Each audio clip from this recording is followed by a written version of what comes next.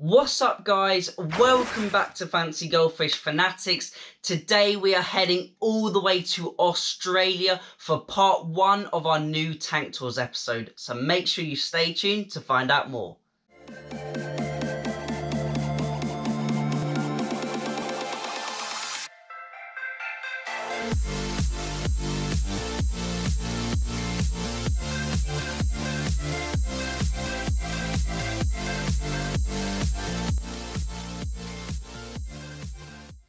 Hey Fanatics family, welcome back. As always, check out those links in the description. Today we have got an absolutely awesome Tank Tours video, and this is going to be part 1.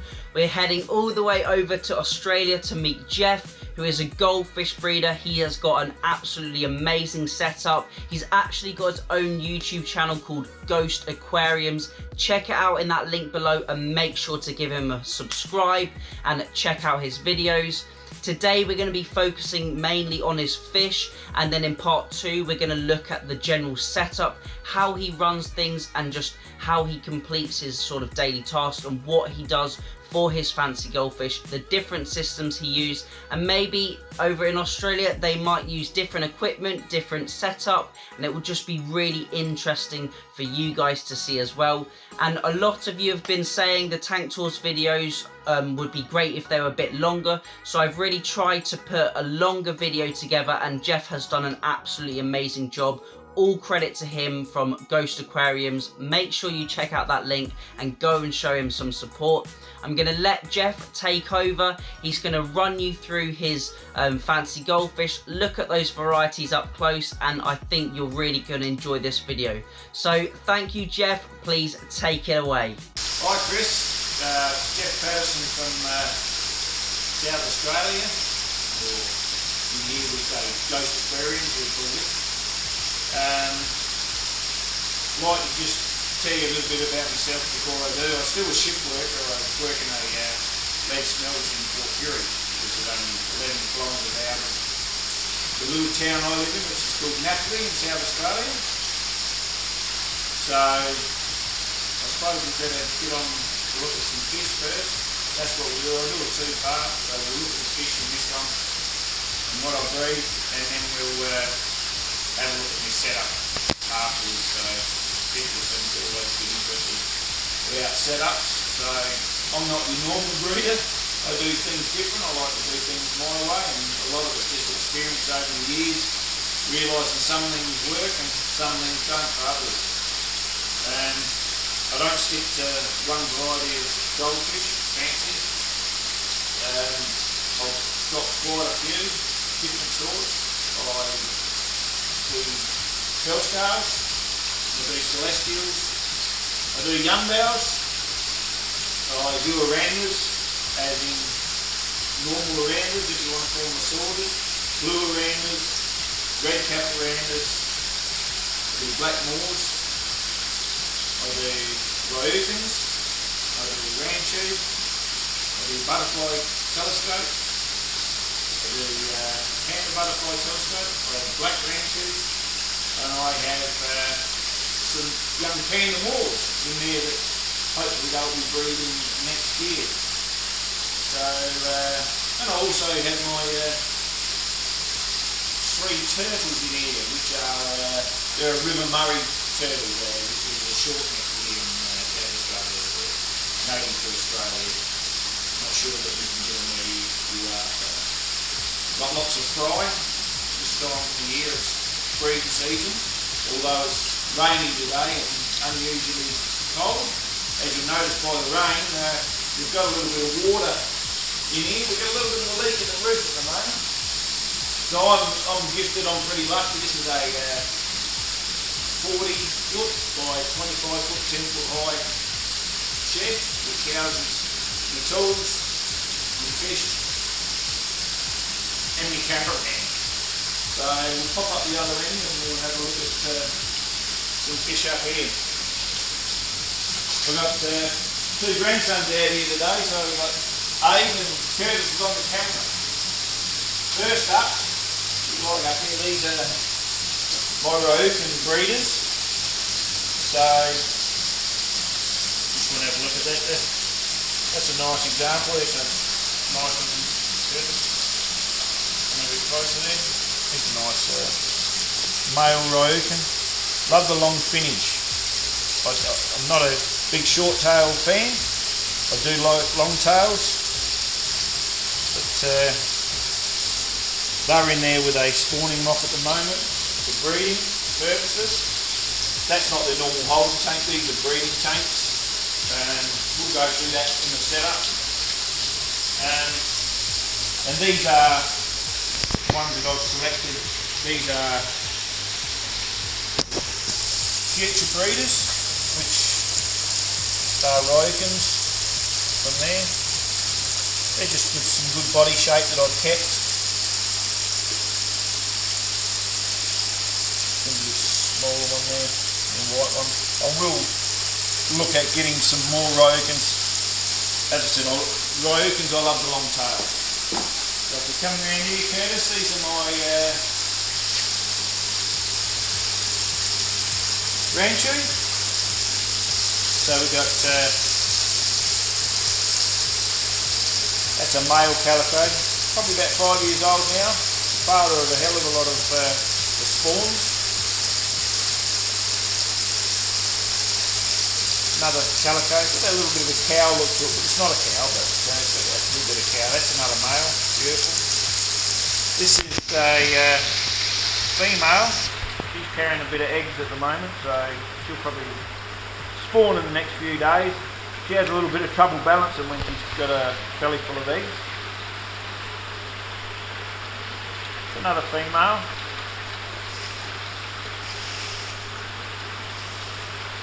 Sure on that one yet? That's a little male that feels like. Little female. Once they've bred, it's easy to distinguish the male and the female. If you rub their bellies, typically like any female that's had babies, they tend to get a little bit softer belly. The males are a little bit firmer, have a ridge. There's several ways of telling. Like that one there, that's a male, you can feel the ridge on it and you can see. It's female. They're not bad sizes. This is my colony of black Ranchu.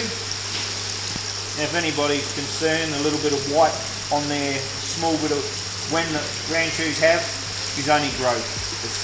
It's nothing more, nothing less, it's just growth. You can see it because it's black, that's all. But I'll normally, that's a female. These are perfect sizes to breed. They seem to be a little bit more active at this size. So there's males and females. Like that, that's a male, but he chases the females everywhere. Now I'll take these out, put them in the breeding pens when I want to breed just black Ranchu.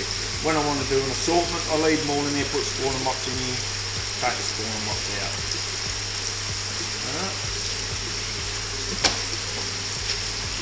And these are one of the things that got me into this butterfly telescope. Love butterfly telescopes. I haven't got as many as I want with the long finish, but that's got the beautiful classic butterfly tail, you know, like that. That's really beautiful. That's been a good fish. That's about 5 years old now. Now these are panda butterfly. You can always tell by they got the red eye there. Now these are panda butterfly. Even though a lot of them went white, they still show panda babies, and that's a panda as well. So. And these are future little breeders. I like the shape of that, so I kept that one. Little calico, I've kept that one. That's 12 months old, that's last year's stock. Got a short tail, but it actually comes from long tailed parents, so I'm hopefully to breed that back. They got nice chunky bodies on them.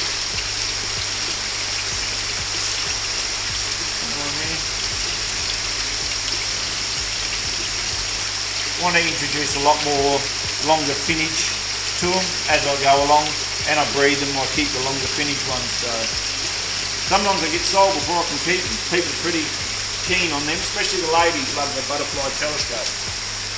So, get some of these ones out, Curtis, while we're around here. And head around to here.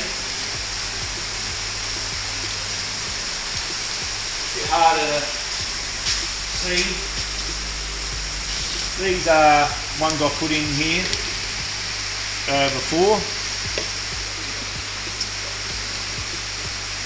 About a 5-year-old oranda, white, massive big tail, huge. That's a male. One of my favourites, absolutely beautiful tricolour female there. Beautiful. And he's about 5 years old. I have 3 of these. Big blue oranda. That's my black male oranda. The female, she's down deeper down there.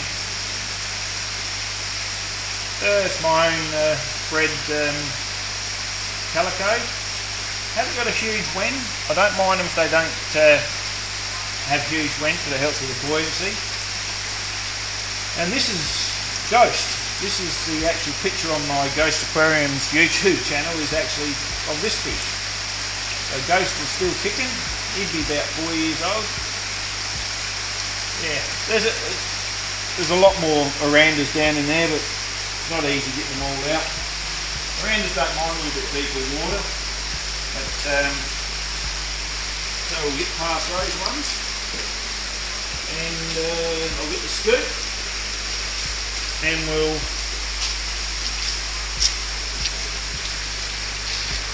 so you can see some of them. I've got 5 of these in there. She's a nymph. She's massive. Look at that. God. She throws eggs. She throws them all over the ground when she spawns in there. And look at the tail on that. Absolutely beautiful. It's a male. We've got some stars there. I have one future breeder in there that I've kept, and we might be able to have a little look. We've got 3 panda moors. They'll be for next year breeding. So, and we have red caparandas. I won't get them all out. We'll just have a little look. Everybody loves red caparandas. So that's, I call a colony 4 to 6, and I've got 5 in here. So, and they've been pretty darn good. So they're only about 12 months old, or maybe a little bit older. In here are, just grab a couple of these out. So these are Yumbo. Love the calico colours with the Yumbo. Absolutely beautiful. And they are breeding quite well. They've had about 3 or 4 spawns already. This,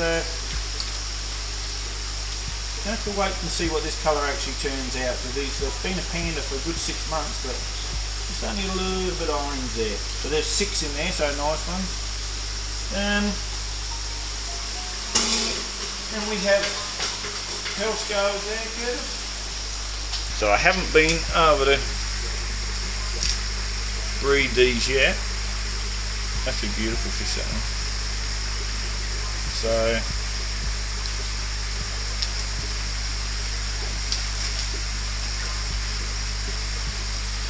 now, and these, everybody's fascinated with these. So was I, that's why I got them. Celestials. They're actually quite big now. Put my hand there, so you know, they're a fair sized fish. I don't like actually picking them up, because I do believe when you tip them up, they reckon it doesn't do their eyes any good. It actually can affect their balance long term. So I tend to leave them alone. I have 1 male and 2 female in there. They've had 2 spawns, small spawns, but they're their first one, so I'm hoping as the weather warms up we're going to have a little bit more success. Now we will go on to, that's my pleco tank, lots of babies in there. There's a big pleco female and babies in there, and as you can see, if you can, it's hard to see, there's actually fry in there. I put 2 spawner mops in there, and I think it was a black ranchu one and a something else one, I can't remember. That's typical me, I tend to try to write them down. So in here we got a black ranchu spawn and a yumbao spawn. Neither of them were big, so I just put them in the one tank.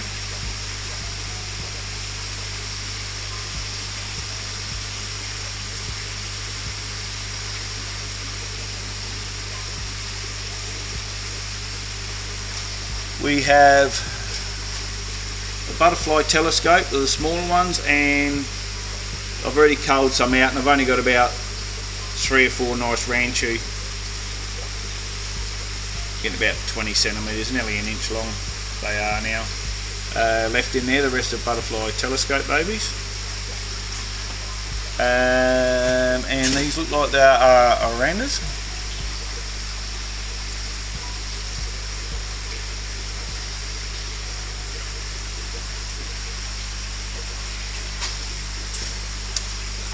Another spawn of verandas, should I say, a very large spawn of verandas. Once they get up, I tend to cull them out as they get older and easier to see. A lot of people cull a lot earlier than me, but it's too hard for me to see, so I'll do that. And these are red cap verandas. They're not showing any sign, and they come from the 5 red caps and nothing else in there. They're not showing any signs of being red cap at the moment, but I'm just hoping that they will turn.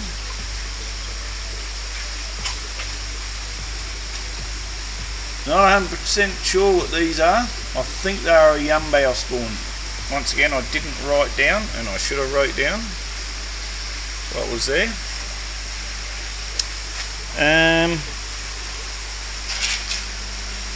Black moor spawn.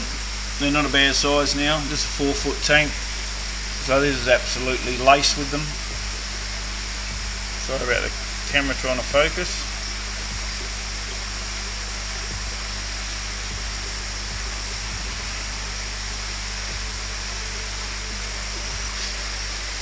A couple of spawner mops in here, butterfly telescope ones, and there is, I don't think I'm going to be able to see them, about 4 or 5 celestial fry in there, so yes, a bit hopeful for them.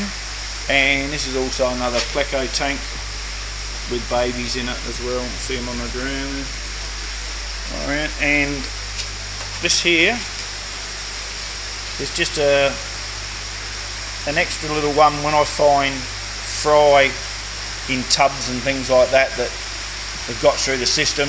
If there are any extra ones, I'll just dump them in here. I'll find out later when they get older.